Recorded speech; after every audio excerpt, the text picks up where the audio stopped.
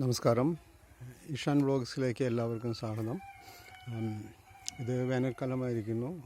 ഫെബ്രുവരി മാസത്തിലാണ് നമ്മളിപ്പോൾ. ഈ പച്ചക്കറി കൃഷി, വേനൽക്കാല പച്ചക്കറി കൃഷി ചെയ്യാനായിട്ട് സമയമായിരിക്കുന്നു. ഇവിടെ ഞങ്ങൾ ചേമ്പും കൊള്ളിയും ഒക്കെയാണ് നട്ടിരിക്കുന്നത്. കൂടാതെ ജാതി കൃഷിക്ക് ഇപ്പോൾ ഈ മുൾച്ചിങ് നടത്താനുള്ള സമയമാണ്. മുൾച്ചിങ് ജാതി കൃഷിക്ക് നടത്തേണ്ടത് വളരെ ആവശ്യമാണ്. പണ്ട് പരമ്പരാഗത രീതിയിൽ നിന്ന് വ്യത്യസ്തമായി ഇപ്പോൾ എല്ലാവരും ഡ്രിപ്പ് ഇറിഗേഷനാണ് ഉപയോഗിക്കുന്നത്. പോരാത്തതിന് ജലദൗർലഭ്യം എല്ലാവിടെയും അനുഭവപ്പെടുന്നുണ്ട്. അപ്പോൾ അത് കൊണ്ട് നല്ല രീതിയിൽ കൃഷി ചെയ്യണമെങ്കിൽ ജലദൗർലഭ്യം ഉണ്ടെങ്കിൽ നല്ല രീതിയിൽ ചെയ്യാൻ സാധിക്കും. എങ്ങനെയാണെങ്കിൽ ഈ മുൾച്ചിങ് നടത്തിയെങ്കിൽ നമ്മൾ ഇതിൽ വീഴുന്ന ഈ ഡ്രൈ ലീവ്സ് എല്ലാം നമ്മൾ ഇങ്ങനെ ഇതിൻ്റെ കടയിലേക്ക് ഇങ്ങനെ ഇടുകയും ഈ സ്റ്റെമ്മുമായിട്ട് ബന്ധമില്ലാതെ ഏകദേശം കുറച്ച് സ്ഥലം നമ്മൾ ഒഴിച്ചിടുകയും അവിടെ നമ്മൾ ചാരോ അല്ലെങ്കിൽ മറ്റുള്ള ഈ മൂത്രമോ അങ്ങനെ എന്തെങ്കിലും സാധനങ്ങളൊക്കെ ഇട്ട് കൊടുക്കണം. അതെന്തിനു വേണ്ടിയാണെന്ന് വെച്ചാൽ ഇതിൻ്റെ കടഭാഗത്ത് ഈ ചവറുകൾ കൂടി വന്ന് നനഞ്ഞ് അങ്ങനെ കെടുക്കുകയാണെങ്കിൽ അവിടെ ഫംഗസ് വളരാനായിട്ട് സാധ്യതയുണ്ട്. ഈ ഫംഗസാണ് നമ്മുടെ ജാതി കൃഷിയുടെ ഒരു പ്രധാന പ്രശ്നക്കാരൻ. ഈ ഫംഗസ് ഉണ്ടായിരുന്നാൽ ജാതിക്ക് പലതരത്തിലുള്ള പ്രശ്നങ്ങളുണ്ടാവും. ഈൽഡ് വളരെയധികം കുറയും, ഉള്ള കായകളൊക്കെ കൊഴിഞ്ഞു പോകുന്നതായിട്ടാണ് കാണുന്നത്. അപ്പോൾ അതൊഴിവാക്കാനായിട്ട് ഇതിൻ്റെ സ്റ്റെമ്മിന് ചുറ്റും നമ്മൾ ചാരമിടുകയും മൂത്രം ഒഴിക്കുക അങ്ങനെയുള്ള കാര്യങ്ങളൊക്കെ ചെയ്യാം. മറ്റുള്ള ഭാഗങ്ങൾ നമ്മൾ കവർ ചെയ്ത് വിടുക. ഐഡിയലായിട്ടൊരു 2 ഇഞ്ച് വരുന്ന രീതിയിൽ ഇത് ഡ്രൈ ലീവ്സിൻ്റെ ഒരു കോട്ടിങ് ഉണ്ടായിരുന്നാലും മതി, കുഴപ്പമില്ലാത്ത രീതിയിലായിരിക്കും. അതുപോലെ തന്നെ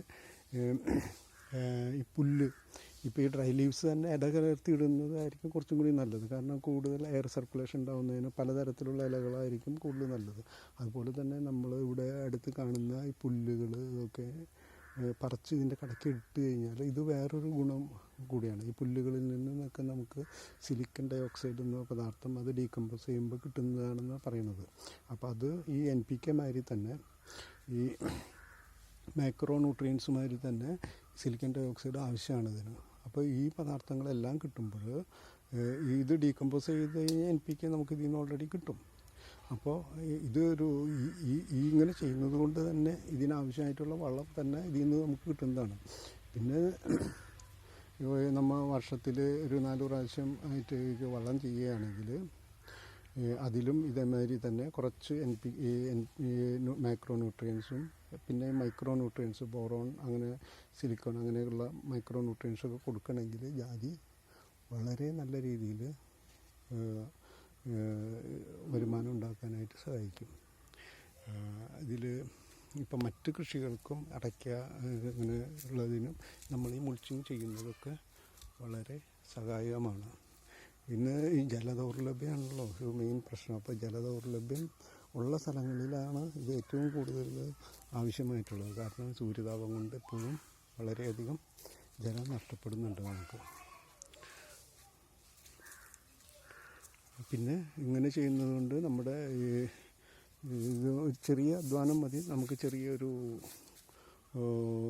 എഫർട്ട് ഇത് ചെയ്യാനായിട്ട് ആവശ്യമുള്ളൂ. കൂടുതൽ നേരം നമ്മൾ ഇത് ചെയ്യേണ്ട. പക്ഷേ ഇതിന് ചെടികൾക്ക് ക്ഷീണമില്ലാതെ നല്ല രീതിയിൽ നടക്കുന്നതാണ്. അമൃത എന്താ ചെയ്യണേ? മുൾച്ചിങ് ആണോ? ഓക്കെ, ശരി. ഇന്ന് ഇവിടെ ഈ മുൾച്ചിങ് ചെയ്യുന്നത് അമൃതാണ്. അപ്പോൾ അവനെ ഞാൻ പഠിപ്പിച്ചു കൊടുത്തിട്ടുണ്ട്. അപ്പോൾ എങ്ങനെ ചെയ്യേണ്ടതെന്ന് അവനറിയാം. അപ്പോൾ ഈ സാധനങ്ങളിലൊക്കെ അവനങ്ങനെ എന്നെ സഹായിക്കുന്നുണ്ട്. ഓക്കെ, അപ്പോൾ ഇനി അടുത്ത വീഡിയോ കാണുന്നത് വരെ എല്ലാവർക്കും താങ്ക് യു.